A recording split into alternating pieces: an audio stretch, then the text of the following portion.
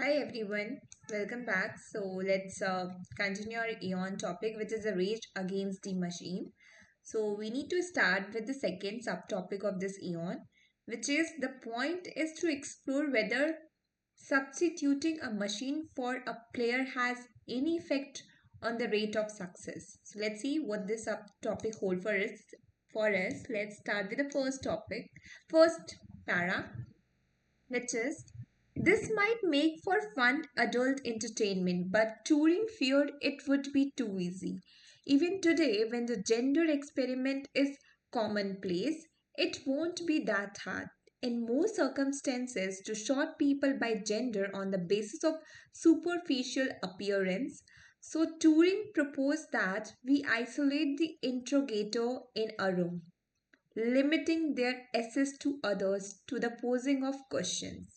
And he added, in order that tones of voice may not help the interrogator, the answer should be written, or better still, typewritten. The ideal arrangement is to have a teleprinter communicating between the two rooms. So, what this passage is trying to say is this might make for fun adult entertainment, but Turing feared it would be too easy. That using of machines and any technology is we can make this for the a kind of a entertainment, but Turing has some fear about it that maybe it's too easy. As we know, the above case, which is about a game, and it is a game where it's required the three players, one man and woman, and one person whose gender doesn't matter.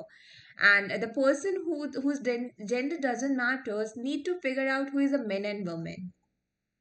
So here just give the and this game is introduced or invented by the Turing. So that's why he just had some fear that maybe it's too easy for the people because this game is especially for the adult. Even today, when gender experiment is commonplace, it won't be that hard in most circumstances to sort people by gender on the basis of superficial appearance. So here Turing further says that it is not difficult for the people to identify the gender on the basis of their superficial appearance. So Turing proposed that we isolate the interrogator in a room, limiting their access to others to the posing of questions. So, how to make the things this game interesting, Turing make the interrogator isolate so that he don't have any access to other to the posing of the question.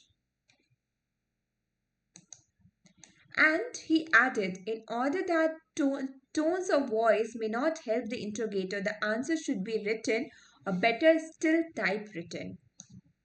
So, here, interrogator is no need to hear the voices of the people to other peoples, but he need to identify who is a man and woman according to the written or typing scripts. The ideal arrangement is to have a teleprinter communicating between the two rooms.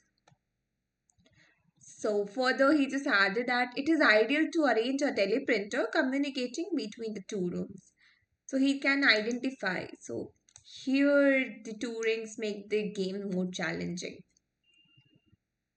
So what the title should given to this passage is what twist made by Turing in the game. The game name is Imitation Game. And what important line we can take from here?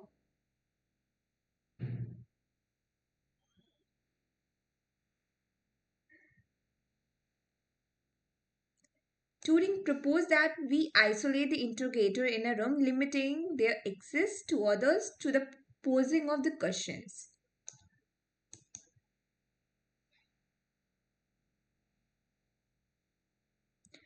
Answers and the answer should be written or better still typewritten.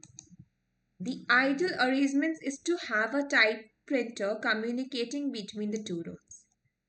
So let's moving toward the further.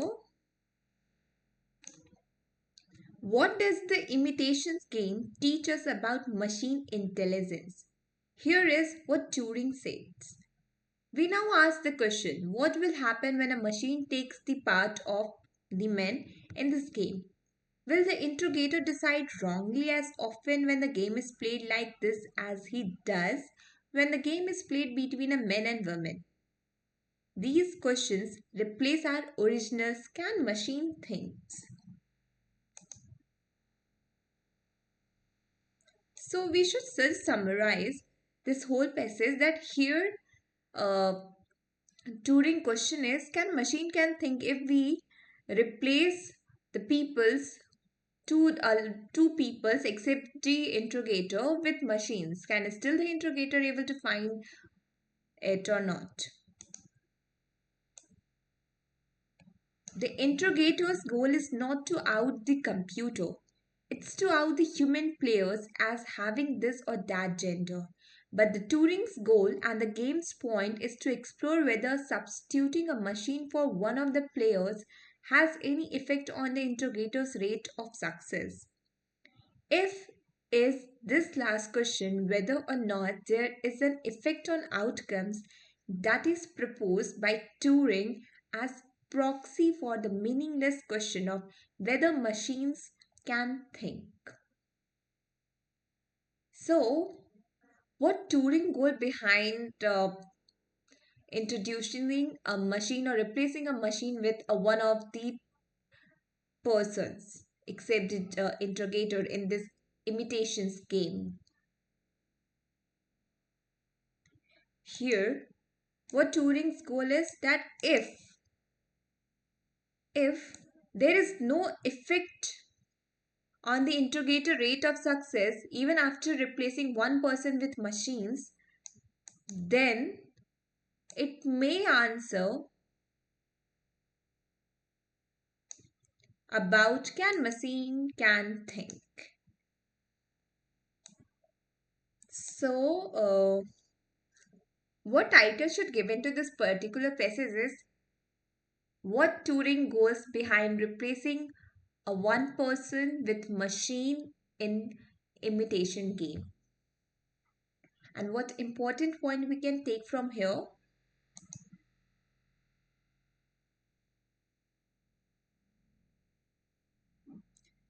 To explore whether substituting a machine for one of the player has any effect on interrogator's rate of success.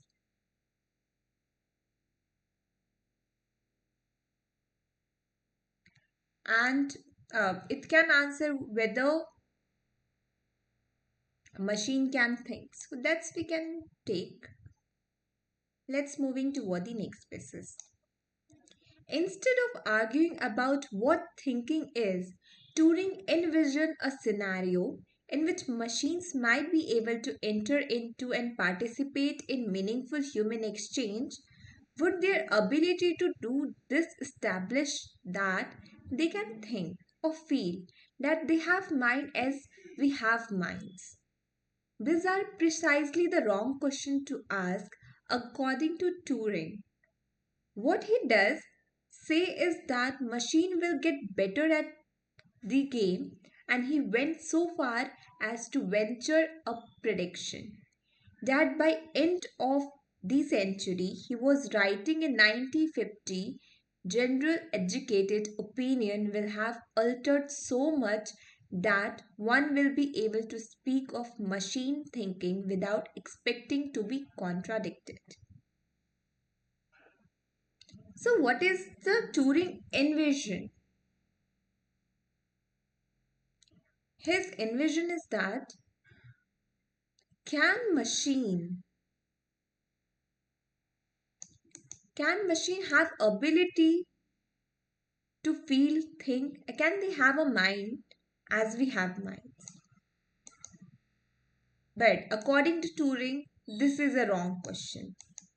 What he does say is that machine will get better at the game, and he went so far as to venture a prediction that by the end of the century, he was writing in the 1950 General educated opinion will have altered so much that one will be able to speak of machine thinking without expecting to be contradicted.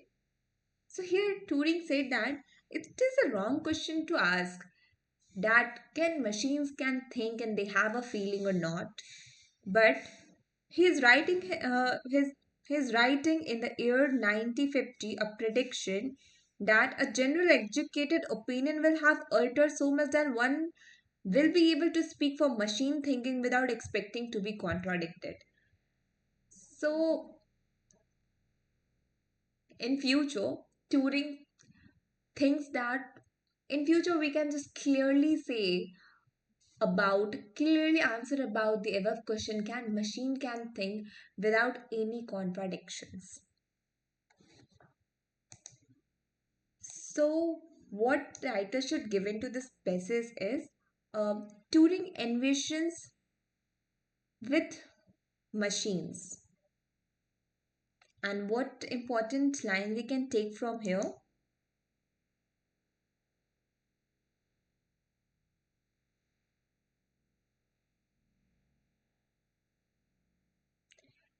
He does say that machine will be get better at the games, and he went so far to venture a prediction that is by end of the century he was writing by end of the century a general educated opinion will have altered so much that one will be able to speak of machine thinking without expecting to be contradicted. So let's moving toward the next places.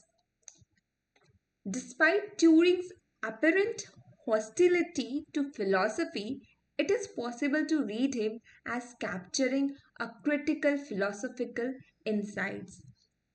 Why should we expect that evidence would be able to secure the minds of machine for us when it doesn't perform that function in our ordinary human dealing?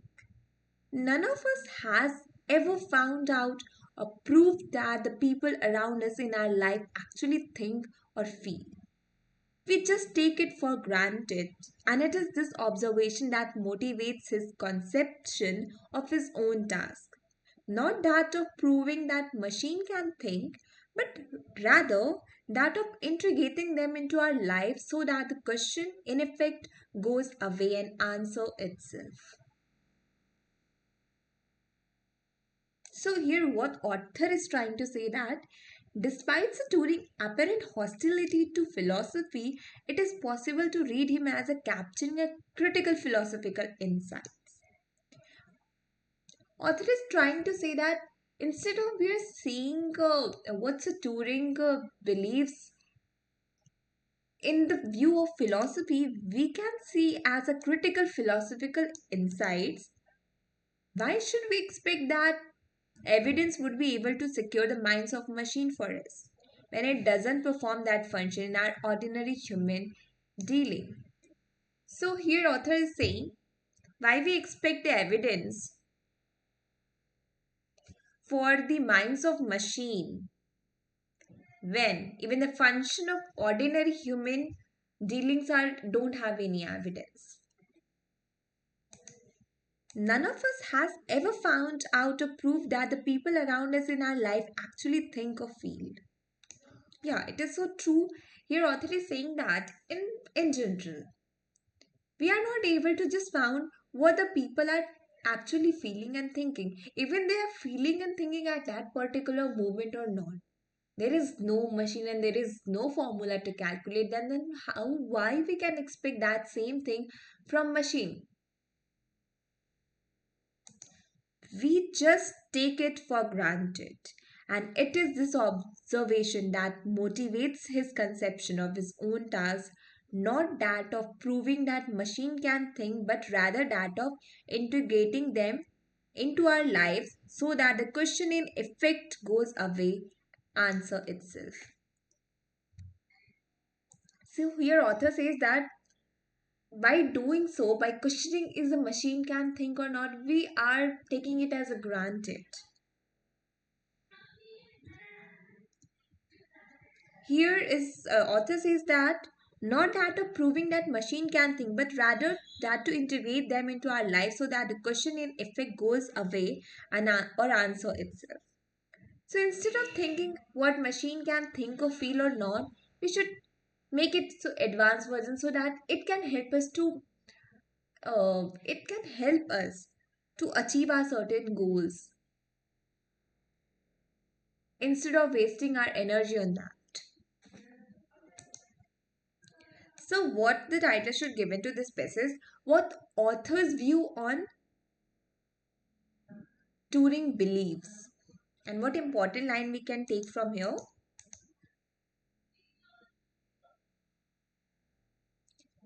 Possible to read him as a capturing a critical philosophical insight,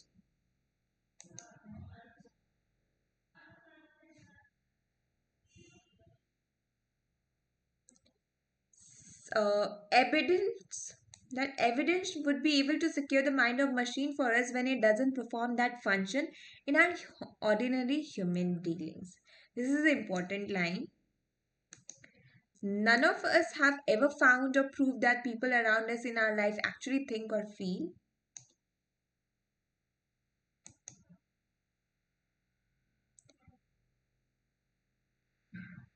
Integrating them into our lives, machines, them here is machines, so that the question in effect goes away and answers itself.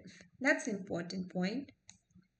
It's turned out, however, that not all of Turing's replacement and substitutions are quite so straightforward as they seem. Some of them are downright misleaded. So here authors say that not author is not completely agree with Turing's experiments and replacements and substitution. He said that not all his experiments are straightforward. Some are misleading as well.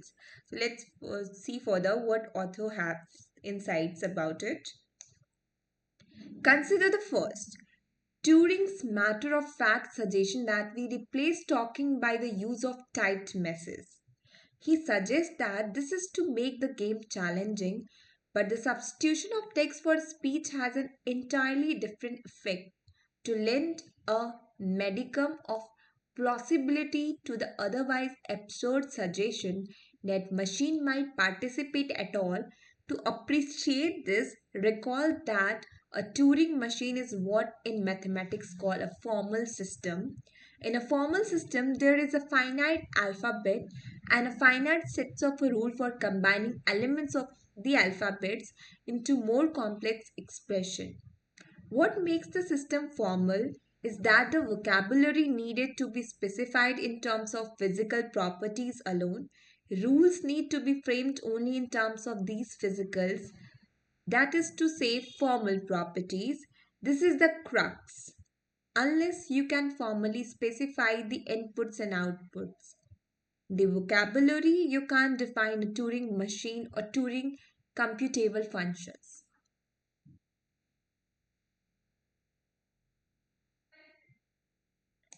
So here author explain what misleaded in Turing's experiment. The first is that the Turing matters of the fact suggested that we replace talking by the use of typed messages. He suggests that this is to make a game challenging, but the substitution of text for the speech has entirely different effect to lend a modicum of plausibility to the otherwise absurd suggestion that machine might participate at all. So here author says that replacing a talking with a typewriting typed message, it makes the game challenging, but in reality substitution of text is have entirely different effect.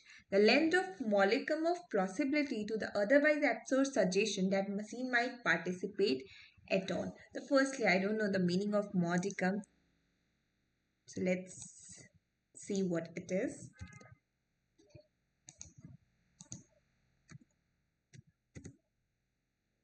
It means a small amount of something good, such as a truth or honesty and plausibility.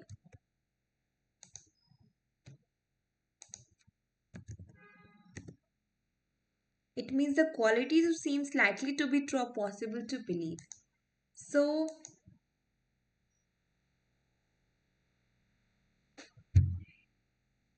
So it can change a truth and beliefs of ourselves. To appreciate this, recall that Turing machine is what the mathematics call formal system. In Turing, this experiment in mathematics, this Turing experiment is called formal system. So, in a formal system, there is a finite alphabets, a finite set of rules for combining elements of alphabets in more complex expression. What make the system formal what makes a system formal is that the vocabulary need to be specified in terms of physical property alone and rules need to be framed only in terms of these physical, that is to say, formal properties. So in the formal properties, what is a rule is? That is, the vocabulary need to be specified in terms of physical property alone, and the rules need to be framed only in terms of these physical properties, that is to say, formal property. So, in Turing cases, there is no formal properties and there is no formal rules. This is the crux. Unless you can formally specify the inputs and the outputs, the vocabulary you can't define a Turing machines or Turing computable functions. So, Turing experiment is not working as formally as a formal system works. So we can't believe in that completely. It is good for make the game challenging. So what the title should give into the species is a tough author's view or author explain why Turing experiment one of the experiment is misleading and what important points we can take from here.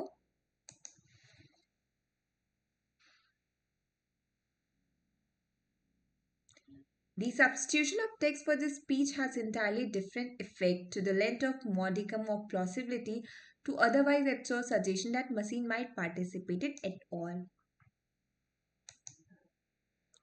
Formal system there is defined alphabet, finite sets of rules combining element alphabet into more complex expressions.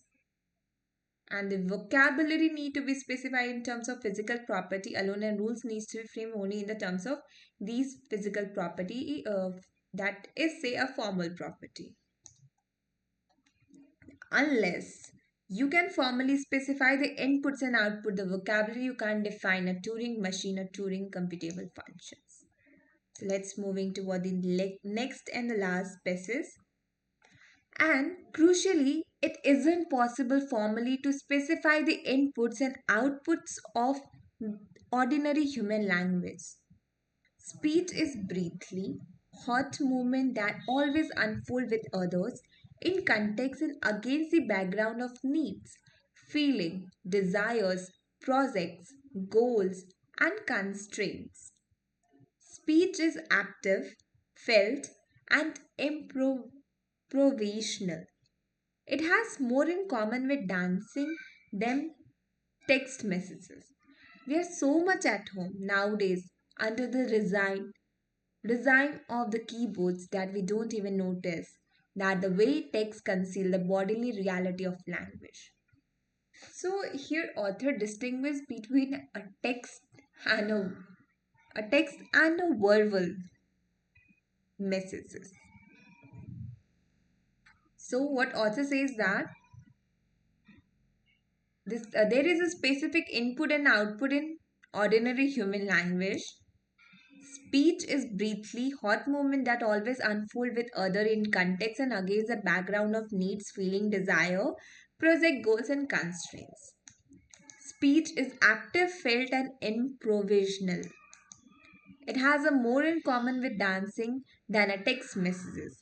We are so much at home nowadays under the regime of the keyboard that we don't even notice the way text conceal the bodily reality of the language. So here the author is talking about how the speech is more effective than a text message. So what the title should give in here, how the speech is more effective than a text message.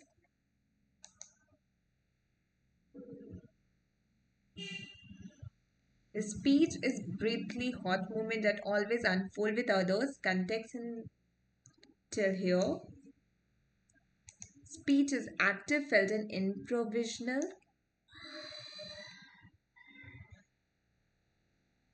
That's all for today. Hope you guys understand the species. See you tomorrow with the further explanation of this particular eon. As of now, have a great day. See you.